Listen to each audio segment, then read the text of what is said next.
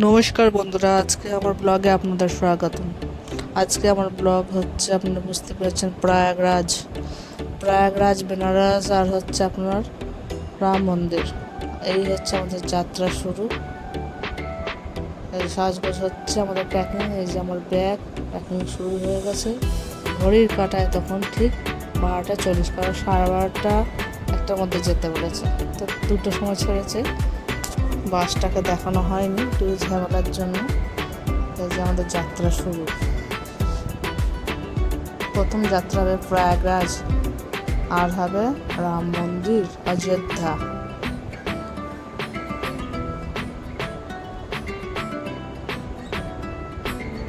এই হচ্ছে রাস্তা। এখনো আমরা আমাদের চন্দননগরের মধ্যেই আছি। এখানে কিছুটা গিয়ে হল্ট করা হয়েছে, তখন এই বাসটা তুলেছি। এই যে আমাদের বাস। এখানে টিফিন দেওয়া হয়েছিল। প্রথমে বাসে উঠে একটা করে কমলা লেবু, আর এখানে লুচি, আলুর দম, চা। এই আমার বান্ধবী, ও গেছিলো, ওর দুটি যা গেছিলো, ছেলে মেয়ে এবং স্বামী। এখানে আবার এক জায়গায় গিয়ে হল্ট করেছি, প্রত্যেকটা তুলতে পারিনি। রাস্তায় ইনি হচ্ছে মেন, মনে হচ্ছে বাস শেষই ব্যবস্থা তেমন করেনি। আর এটা তোলার মানে হচ্ছে ওনাকে দেখানো না। দেখুন, মানুষ প্রয়াগরাজ যাওয়ার জন্য কিরমভাবে যাচ্ছে ছোটো টাকায়। এই পাহাড়টা বোধহয় বিহারের পরে, ঠিক জানা নেই। তো খুব সুন্দর লাগছিল আমার পক্ষে, এই জন্য আমি আপনাদের দেখাবার জন্য এটা তুলেছি। এত সুন্দর দৃশ্য, মনে হচ্ছে দাঁড়িয়ে দেখি, এত ভালো লাগছে আমার।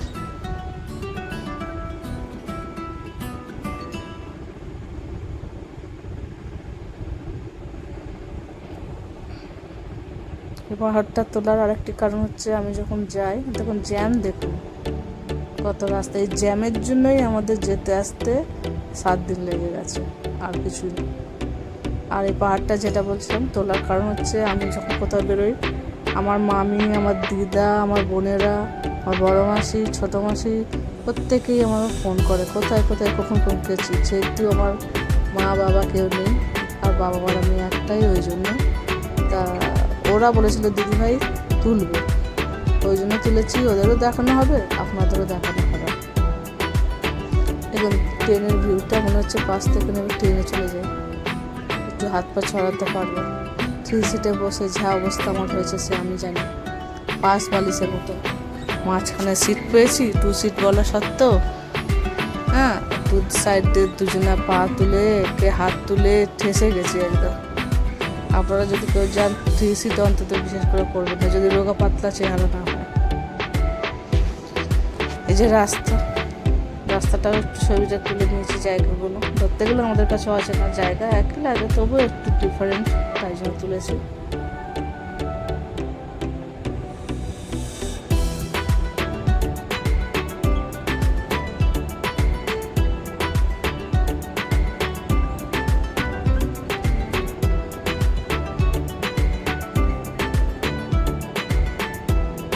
এভাবে যাবো আমরা রাত্রির দিকে যাবো। বাসেই যেন মনে হচ্ছে 2 দিন 3 দিন লেগে যাচ্ছে, এমন পরিস্থিতি। এই যে রাত্রের ভিউ, এটা হাফ রাস্তা পৌঁছে গেছে। সবটা তুলে এনার্জি লাগছে, এটা বাসে বসে বসে না, এনার্জিটা কিন্তু। আর প্রত্যেক জায়গায় হল্ট করেছে, আরও বলাটা যায়নি। এরা ফিরছে, তাই দেখে ভাবলাম যে হে ভগবান, এদের হয়ে গেল যাত্রা, এরা ফিরে যাচ্ছে, আমরা এখন যাচ্ছি। এই কুম্ভে যাওয়ার 2 দিন আগেই সব পদপিষ্ট হয়ে মারা গেছিলো। একটা ভয় তো থেকেই যে, বাড়ি থেকে অনেক বারণ করেছে, শুনিনি যেহেতু। ভয় থাকলে কী হবে, যা হাতে কপালে দেখা যাবে সকালে। চলো বেরিয়ে পড়ে যাক। এই যে আমরা যাচ্ছি রোড ক্রস করে। এগুলো রাস্তাগুলো কোথাও কোথাও ফাঁকা রয়েছে, তো কোথাও ভিড়। গাড়ি ছাড়া কোনো হেঁটে লোক বা সাইকেলের লোক দেখা যাচ্ছে না, খালি গাড়ি।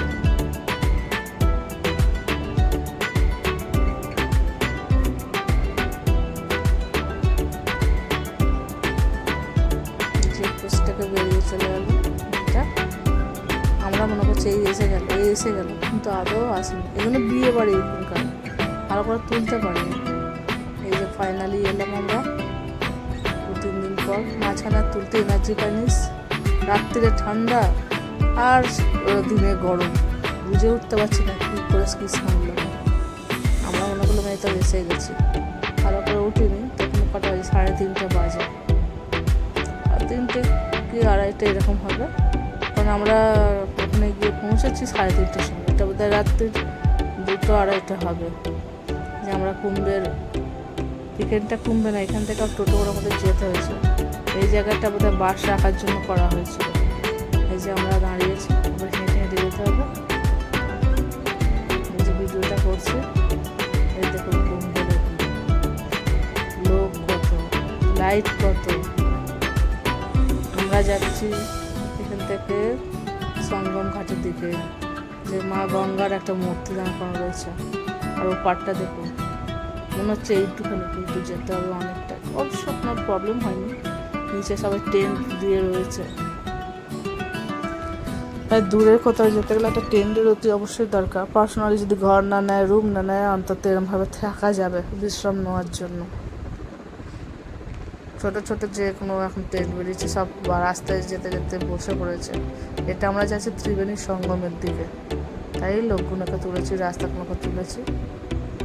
এই যে এইটা হচ্ছে কচ্ছপ দুয়ার, শ্রী বিষ্ণুর কচ্ছপ দুয়ার।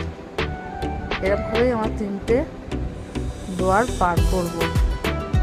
লোক দেখুন, খালি লোকের মাথা দেখা যাচ্ছে। কিছু দেখা যাক না যায়। ঠান্ডা লাগছে এই সময়, না ঠান্ডা লাগছে, তবে অবশ্য বেলার দিকে যেরকম পরিমাণে ঠান্ডা, সেই পরিমাণে ঠান্ডা নেই।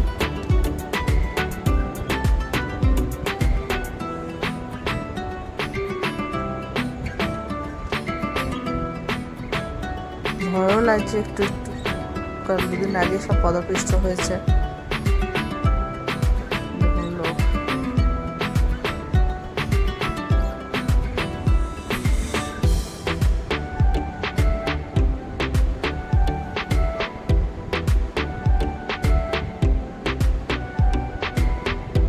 এই দুটি হচ্ছে আমার বান্ধবীর জায়ের ছেলে, বড় ছেলে, ছোট ছেলে।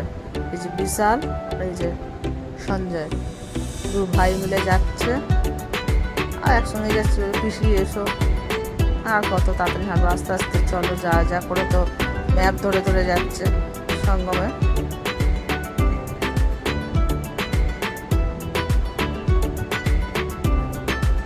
আমরাও সব এদিকে ঘুরতে ঘুরতে যাচ্ছি।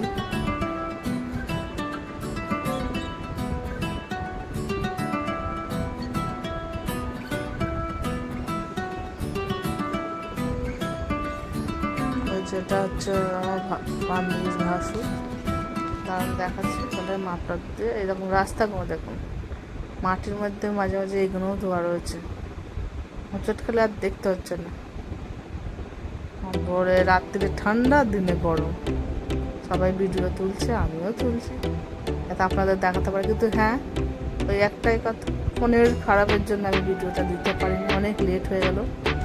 যে ভিডিওগুলো কিছু আছে, কিছু ভিডিও ডিলিট হয়ে গেছে। যে আমার বান্ধবী যাচ্ছে, সব ঠান্ডায় অবস্থা কি, আমার তো মনে হচ্ছে কি বলবো দেখে। এই যে আমার বান্ধবী একদম পুরো ঝাঁকা আসে বাইজকে, ভাসুর ওই জন্য মাথায় ঘুমটা দিয়েছে। এই যে যা, আরেকজন কোথায় গেল কি জানি, ওনাকে দেখতে পাইনি, ছিল আমাদের সাথে। ওরা দেখছে পিসি ভিডিও করছে, ওই জন্য দেখাচ্ছে হাত, ছাড়বে তো নিশ্চয়ই ইউটিউবে। এখন লোকের মাথা খালি।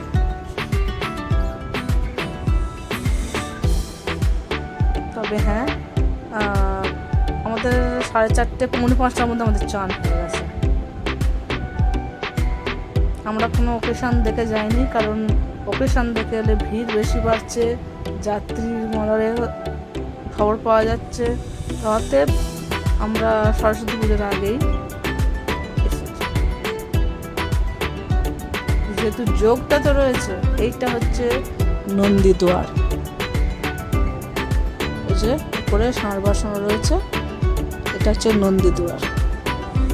কচ্ছপ দুয়ার হচ্ছে শ্রী বিষ্ণু, নন্দীদুয়ার হচ্ছে মহাদেব।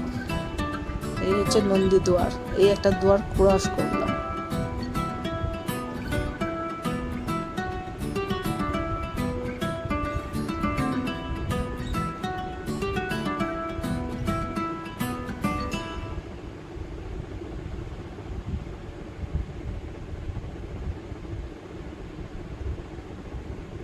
দু সাইডগুলো দেখাচ্ছে, এগুলো আমরা যে রাস্তা দিয়ে যাচ্ছি এগুলো দু সাইড। এই সাইডেও লোক কিচপিচ করছে, ও সাইডে আর ভিখারি তো আছে, ভিক্ষা করছে, ভালো মানুষও ভিক্ষা করছে, ভিখারি ভিক্ষা করছে। এই যে ফাইনালি আমরা এসে পৌঁছালাম, মনে হচ্ছে সঙ্গমে এসে পৌঁছালাম, মনে হচ্ছে না এটা সঙ্গম, গঙ্গা যমুনা সরস্বতীর সঙ্গম।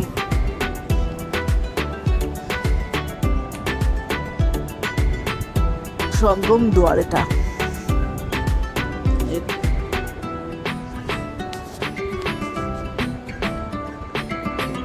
যাতে ভুলে না যায় তার জন্য লেখাগুলো তুলেছি, সঙ্গম দুয়ার। দেখুন ওপরে ছবিও আছে, গঙ্গা যমুনা সরস্বতী।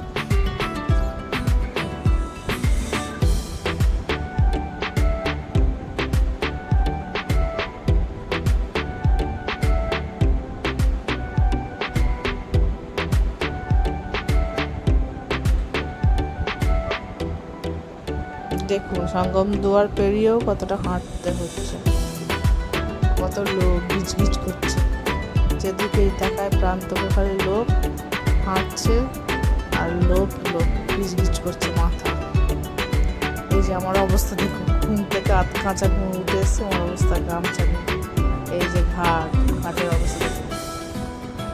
এই ভাইয়াদের বোধহয় চান হয়ে গেছে, ভাই হোক দাদা হোক, ওনাদের চান হয়ে গেছে, সব রেডি হচ্ছে সেজে গুজে। একটা গ্রুপ এসেছিলো ছেলেদের, এখানটাই আমরা চান করেছি। মানুষ বলে চান করার পর ঠান্ডা কম লাগে, চান করার পর আমার অন্তত অবস্থা খারাপ হয়ে গেছিলো একদম হি করে। আকাশটা দেখুন তখন,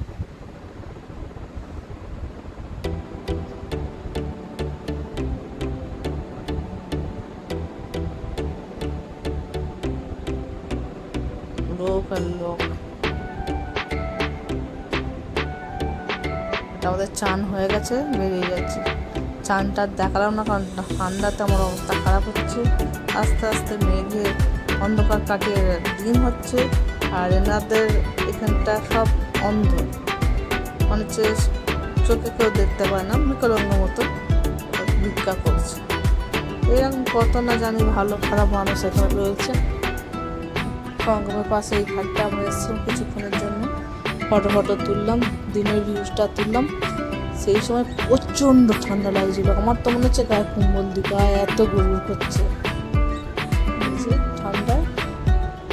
যে ইনিও আমাদের বাসায় আর এক যাত্রী, কেউ কেউ আবার নৌকা করে ওপারটাও যাচ্ছে, কেউ কেউ নৌকা করে এপার আসছে।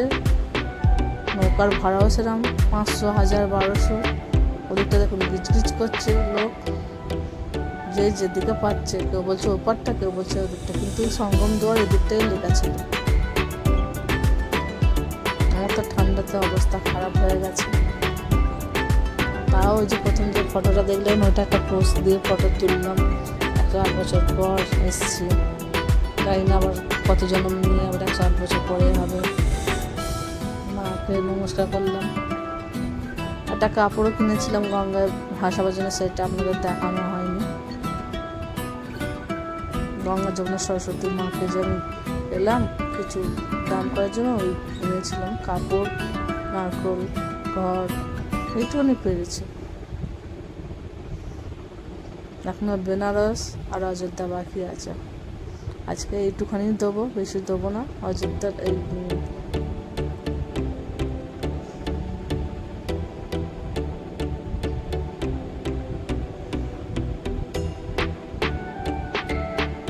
পাখিগুলো দেখুন কত বড় বড় পাখি।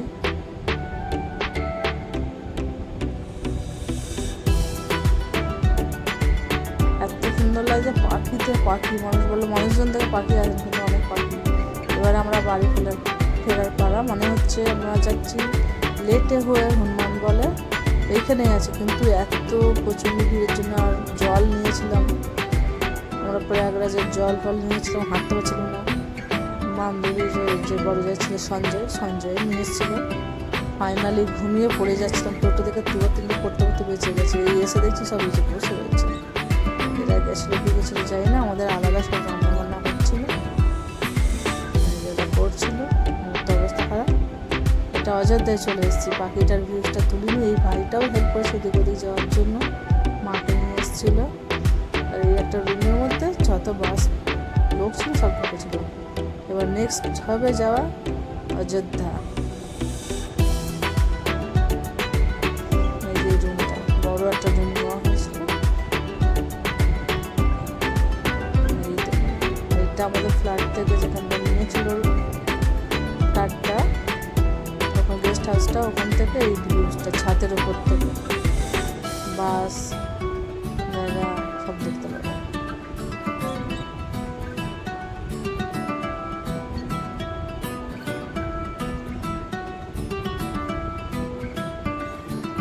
এটা তো আমি ছাদের ওপর থেকে, দোতলার ছাদের ওপর থেকে তুলেছি।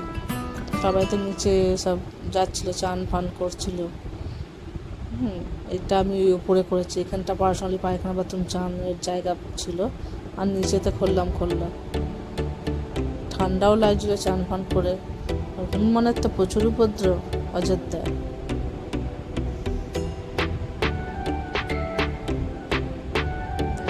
সব শুকোচ্ছে, সব যাত্রীরা এসে জামা কাপড়। আকাশটা এত সুন্দর হয়ে রয়েছে। নিচে থেকে ভিউজ তুলেছি, নিচেটা দিয়ে দেখারও বেশ ভালো লাগছে। এখানে একটা গঙ্গাও ছিল, আমার চান করতে যায়নি। যারা যাবে তারা গেছিলো হেঁটে হেঁটে, বা বাসে বসে যাওয়া অবস্থা, আর ইচ্ছা ছিল না, শরীর ক্লান্ত, রেস্ট নেওয়ার মতন জায়গা কম করেনি এরা।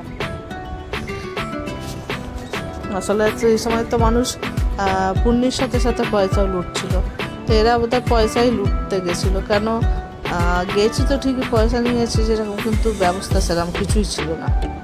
এই একদিন এই রুম, 7 দিনের মধ্যে একটা রুম, আর এই যেখানে ছিলাম তার সামনে এখানে বিক্রি হয়েছে প্রচুর দাম জিনিসগুলো।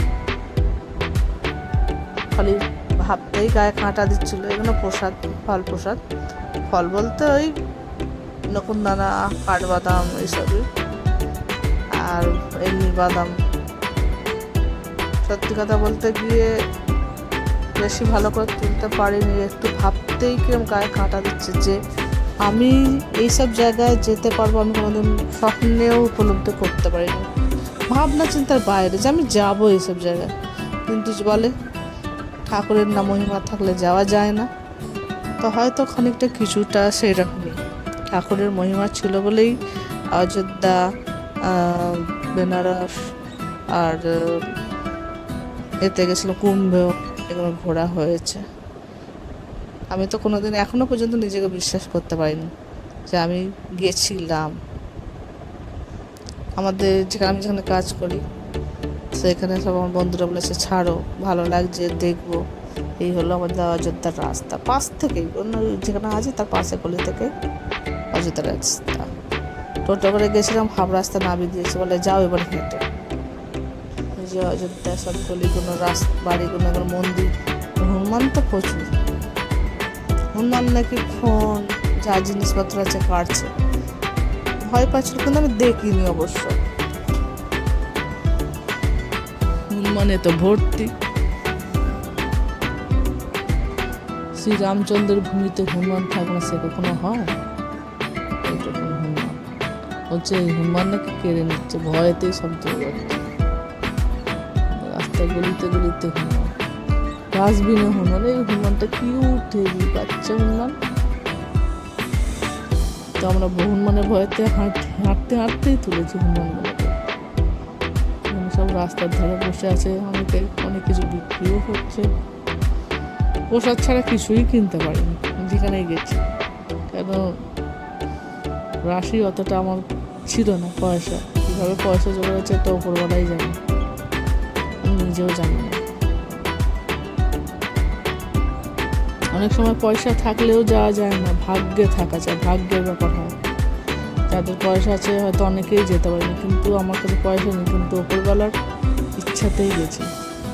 এই যে এই রাস্তাটা, চারিদিকে সব বিক্রি হচ্ছে, গদা, তারপরে প্রসাদ, আরও নানা রকম খেলনা, মন্দিরে যাওয়ার রাস্তা।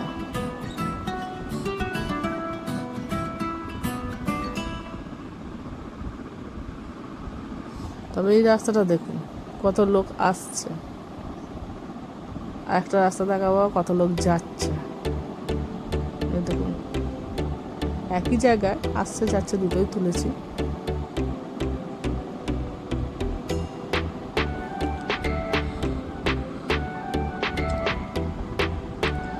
এইটা হচ্ছে রাস্তা, সব যাচ্ছে একই রাস্তা, ব্যারিকেড দিয়ে। এদিক দিয়ে হচ্ছে হনুমানগড়ি, আর ওদিক এই যে ওদিক দিয়ে হচ্ছে হনুমানগড়ি যাচ্ছে। আবার অতটা রাস্তা হেঁটেই আপনাকে যেতে হবে মন্দির, শ্রীরামের মন্দির। তো অতএব এই যে এইখান থেকে ব্যারিকেডে আমি পার হয়ে গেছি। আমি তো কুর্তি পরেছিলাম, এই যে এখানে যাচ্ছে এরা সব। আমি দেখে দেখুন কত রকম কত রাজ্যের লোক এসছে। আমি দেখছি অতটা হবে, ব্যারিকেডটাকে লাফিয়ে গেছি। দেখুন হারাবার ভয় সবার থেকে, সবাই এরকমভাবে গেছে। এই যে মিলিটারি যিনি দাঁড়িয়ে রয়েছে, ইনি বলছে আপনারা পার হয়ে যাও, পার হয়ে যাও। আমি তো আটকে গেছিলাম, একজন হাত ধরে পার করেছে, বয়স্ক ভদ্রলোক। এই যে এটা হনুমানগড়ি, কিন্তু এটা হনুমানগড়ি নয়, এইখান থেকে সামনে মন্দির, যেটা আমরা বুঝতে পারিনি। ভিড় দেখুন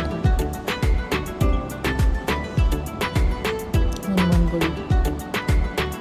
আমরা আর অতটা রাস্তা পথ হেঁটে আসি, যেটা আমাদের চন্দননগরের জগদ্ধাত্রী পুজোর ভাসানে হয় ভিড়, বা অষ্টমী নবমী দশমীতে হয়, সেরকম আমাদের হনুমানগড়িতে ভিড় দেখি। আমরা শর্টকাটেই পৌঁছেছি, ঠাকুরের আশীর্বাদে তাড়াতাড়ি পৌঁছেছি। একটু দেরি হয়েছে। এই যে হনুমানগড়ি সমান ওই যে লাইট জ্বলছে যেটা, ওখানটা হনুমানগড়ি, ওর ভেতরে ঢুকতে হবে। তাও তো একজন মিলিটারি পুলিশ ধাক্কা মেরে, এই যে একজন ধাক্কা মেরে ফেলেছে পুরোটা। কোন থেকে দেখবেন একটু জুম করে যদি পারেন, হনুমান ঠাকুরের দর্শন। উনি ধাক্কাটা দিয়ে দিল বলে তাই, কিন্তু অনেকে ফটো তুলছে, তাদের কিছু করলো না, ছেলেগুলোকে। মেয়ে লেডিস পুলিশ ছিল তো, ওই জন্য লেডিসকেই ধাক্কা মেরে সরিয়ে দিল। এই দেখুন এক কোণ থেকে তুলেছি, সামনেটা আবজা হবে।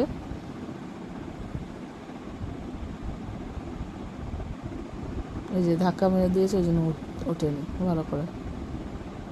জায়গা আজকে এইটুখানি, এই পর্যন্ত। পরের নেক্সট এপিসোডে আবার দেখা হচ্ছে।